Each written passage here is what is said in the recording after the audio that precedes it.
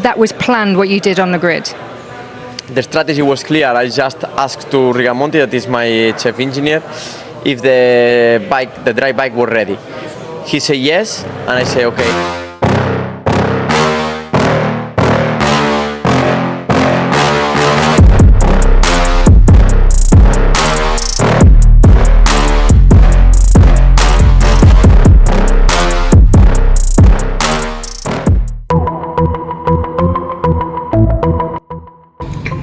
Assalamualaikum warahmatullahi wabarakatuh, sahabat Radio GP dimanapun kalian berada, dan fan Marc Marquez dimanapun kalian berada. Selamat malam. Sebelumnya kita berselawat dulu seperti biasa. Allahumma salli ala Sayyidina Muhammad, Allahumma salli ala Sayyidina Muhammad, Allahumma salli ala Sayyidina Muhammad sallallahu alaihi wasallam. Welcome back to my channel Radio GB. Oke teman-teman, wadidaw, apa kabar pada malam yang berbahagia ini? Yang mana Mimin malam yang berbahagia ini ada apa? Suasana berbeda lagi ya. Kita ada berita yang mana besok adalah FP1, FP2 atau free practice MotoGP Qatar ya. Startnya pada pukul berapa ya? Pukul 10 lebih ya teman-teman. Pokoknya pukul 10 lebih lah ya. Untuk sprint race-nya yang paling penting, sprint race-nya yaitu pukul 1, dan untuk race-nya juga pukul 1 pagi. Oke, untuk kali ini Mimin sudah katakan di video tadi, yang mana malam ini adalah pernyataan dari beberapa rider yang terutama dari Marc Marquez ya, Yang mana di sini Marc Marquez sudah sampai di Qatar dan melakukan wawancara bersama siapa? Dance. Yang mana di sini dia mengatakan di sini gitu ya. Yang mana Marc Marquez mengatakan masalah perubahan jadwal ya, perubahan aturan ya. Dikatakan ini bukan pertama kalinya mereka mengubah sesuatu peraturan karena saya. Ini berita ini dimulai oleh Marc Marquez karena kemarin kita ulang kilas balik dulu sedikit, yang mana di MotoGP Amerika ya, yang mana banyak sekali berita mengatakan Marc Marquez membuat kekacauan yang sangat bla bla bla bla bla di MotoGP Amerika. Bahkan pihak MotoGP sendiri mengatakan Marc Marquez seolah-olah mengetahui peraturannya, padahal tidak, kata pihak MotoGP begitu ya. Namun emotnya emot ketawa teman-teman. Mimin nggak paham apa itu. Yang jelas Marc Marquez tidak kena penalti seperti mana yang kita dengar berita-berita di luar sana, yang mana Marc Marquez kena penalti, Marc Marquez didiskualifikasi, Marc Marquez apa namanya? Siapa yang tanya baju Mimin? MotoGP ini Thailand, Argentina, Amerika, Qatar ya. Ini Qatar. Setelah Qatar adalah Losa ya. Setelah Qatar adalah ini Spanyol, Jerez teman-teman. Ini jadwal MotoGP ya. Mimin sengaja pakai terbalik karena di gambarnya di belakang. Jadi banyak teman-teman yang tanya bajunya ya. Ini jadwal MotoGP semua yang ada di sini. Jadi Mimin nggak lupa gitu ya. Gila nggak? Oke, kita kembali lagi, yang mana Marc Marquez berbicara ke mikrofon Dance sebelum aksi dimulai di MotoGP Qatar ya. Setelah kesalahan balapan Austin yang membuat kehilangannya 25 poin yang seharusnya didapat oleh Marc Marquez, ingin membalas dendam di sirkuit Losail Qatar.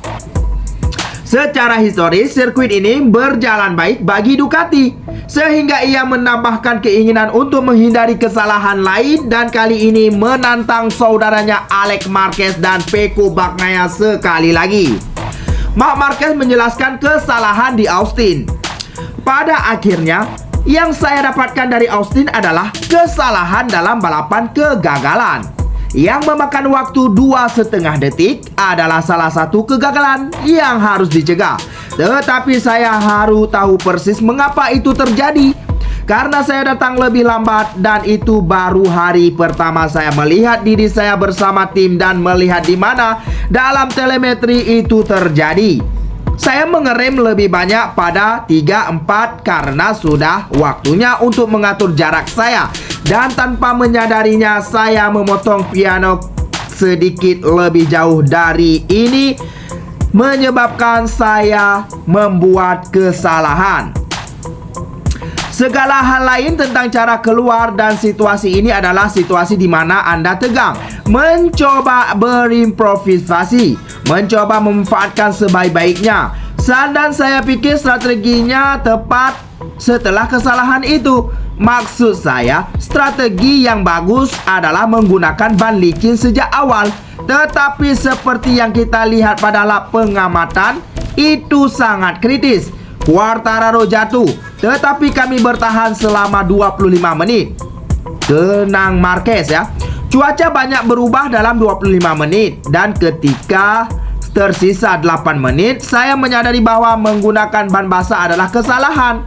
Dan disitulah improvisasi dimulai sedikit, dan di mana setiap pembalap memiliki strategi mereka sendiri. Apakah Anda akan mengubah keputusan Anda hari ini?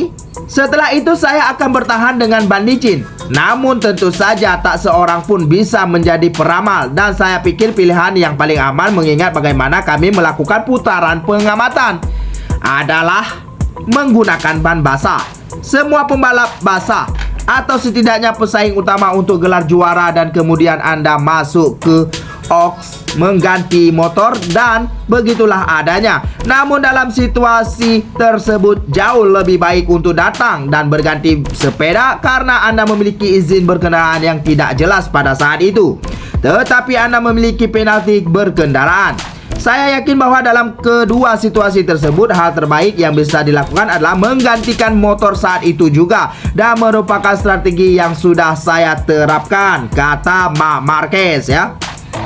Dan dia melanjutkan untuk lagi sekian kalinya, ada saat yang menegangkan, katanya, menunjuk pada peraturan yang tidak begitu jelas bagi saya saat itu. Saya tidak yakin tentang hal itu karena sudah banyak berubah sehingga pada akhirnya dan sekarang akan berubah lagi. Saya rasa itulah sebabnya kadang-kadang berubah. Jadi saya tidak yakin tentang hal itu. Tetapi saya benar-benar yakin bahwa dalam kedua situasi itu, dalam situasi itu strategi saya harus seperti itu. Dan saya yakin tentang itu. Saya tidak tahu mengapa, tetapi saya memiliki strategi yang jelas karena kami telah membahasnya dengan Grace ini tahun lalu dan dalam situasi lain. Kemudian terungkap bahwa saya mengibarkan bendera merah karena kekacauan terjadi, kata Marquez.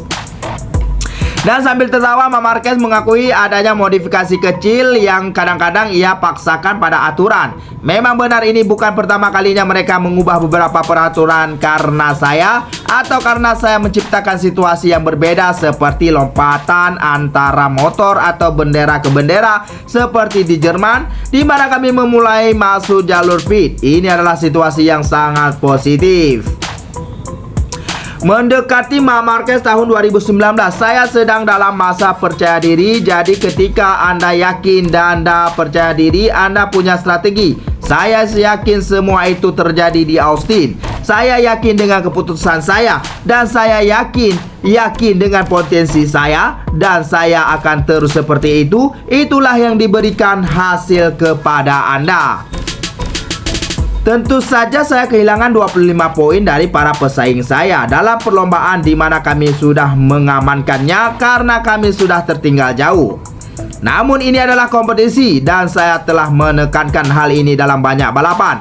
Hal ini berubah dalam 1000 detik. Hal ini terjadi pada saya, akan terjadi pada para pesaing saya, dan pasti akan terjadi lagi tahun ini. Namun yang saya katakan kepada tim saya adalah bahwa kejuaraan dunia dimulai di Qatar. Kami memulai kejuaraan dunia dengan selisih 1 poin di belakang pemimpin klasemen dan 11 poin di depan Pecco, tidak terlalu buruk. Jadi di sini intinya Marc Marquez ingin membalas dendam atas dirinya sendiri ya, bukan atas karena orang lain, bukan. Jadi di sini Marc Marquez membalas dendam untuk dirinya sendiri karena dia gagal mengumpul poin 25 poin di Austin kemarin. Dan di sini juga Marc Marquez Untuk di Qatar ini dia akan berhati-hati dan dia akan menantang Pecco, terutama Alex Marquez dan Pecco Bagnaia di MotoGP Qatar ya. Kalau untuk Jorge Martin untuk saat ini mungkin ditepikan dulu ya. Untuk nih mungkin dalam beberapa seri ke depan mungkin Jorge Martin bisa menjadi gimana gitu ya, kita belum tahu lagi. Yang jelas yang kita tahu besok adalah FP1 FP2 MotoGP Qatar. Jangan lupa saksikan di Radio GB. Oke, sampai jumpa di video selanjutnya. Jangan lupa berselawat seperti biasa. Allahumma sholli ala Sayyidina Muhammad. Allahumma sholli ala Sayyidina Muhammad. Allahumma sholli ala Sayyidina Muhammad sallallahu alaihi wasallam. Wassalamualaikum warahmatullahi wabarakatuh.